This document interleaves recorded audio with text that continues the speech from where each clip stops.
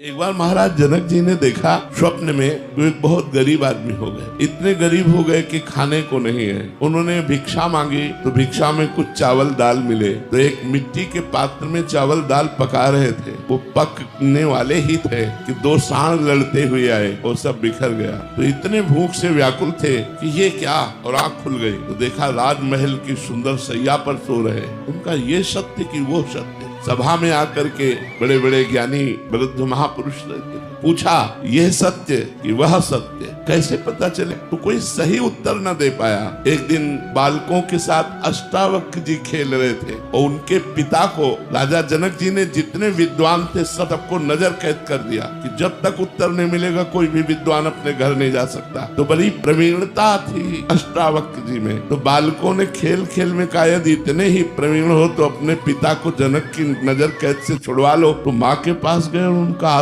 मैं अभी जाता हूँ। तो उनका बेटा, पति तो गए ही और तुम भी, हमारे पास कौन रह जाएगा? उन्होंने कहा, माँ मैं समस्त विद्वानों को एक क्षण में छुड़वा दूंगा। अष्टावक्र जी गए तो सभा में जो ही पहुंचे तो अष्ट जगह से टेढ़े थे तो चाल तो बड़ी, तो सब हंस पड़े। तो उन्होंने जाते ही कहा, जनक की सभा में हमने सुना था ज्ञानी है, लेकिन यहाँ तो हमें कोई ज्ञानी दिखाई नहीं दे रहा। तो जनक जी ने कहा, आप सभा को ऐसे कैसे संबोधन कर सकते हैं? बोले, आप लोग पहले हमें बताओ हंसे क्यों? बोले, आपको 8 जगह से टेढ़ा देखकर। तो बोले, आत्मा को देखने वाला ज्ञानी और शरीर और हड्डियों को देखने वाला ज्ञानी। बोल जनक, तेरा प्रश्न क्या है? जनक जी ने कहा, ये सत्य कि वो सत्य। तो सीधे एक शब्द में उत्तर दिया, ना ये सत्य और ना वो सत्य। जो जागृत है वो तुम्हारी स्वप्न अवस्था में असत्य हो गया, और जब जागृत में आए तो स्वप्न अवस्था असत्य हो गई। इसलिए न जागृत सत्य न स्वप्न सत्य।